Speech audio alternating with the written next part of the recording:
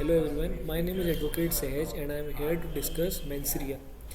There is a very famous quote which stands as where there is no will to commit an offense, there can be no just reason to incur the penalty, which is said by Sir Matthew Hale. Now, what do you mean by mens rea? Mens rea is a legal term that generally refers to the guilty mental state, the lack of which negates the crime situation on any given occasion. It's one of the most important aspects of criminal liability. Only when an act is done intentionally, that is prohibited by law, it is considered a criminal offense. The intent, which is the driving force behind the illegal conduct, is referred to as mens rea. Only when an act is committed with guilty conscience does it become criminal.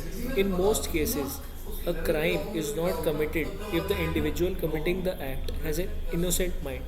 Before a person can be held criminally accountable, they must be in a blameworthy state of mind. For example, inflicting injury on an aggressor in self defense is not illegal, but inflicting injury with the aim of exact revenge is considered as illegal. Now, what is the concept of mens rea in Indian criminal law? Mens rea has a very prominent usage in the Indian criminal law. The reasons behind this are self evident. One of the key reasons that mens rea is so important in Indian law is that entire Indian criminal law has been codified and all of the offences have been properly specified. If mens rea is viewed as a precondition, it is then incorporated into the definition of the crime and treated as a component of it. Many definitions of the penal code demand that the crime is committed voluntarily, dishonestly, knowingly, fraudulently, and so on. A fraudulent, dishonest, or negligent mind is hence the guilty mind.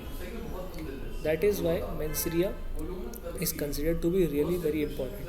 Now, what are the four types of mens rea? Four types of mens rea are purpose or intent, knowledge, recklessness, and negligence. Thank you.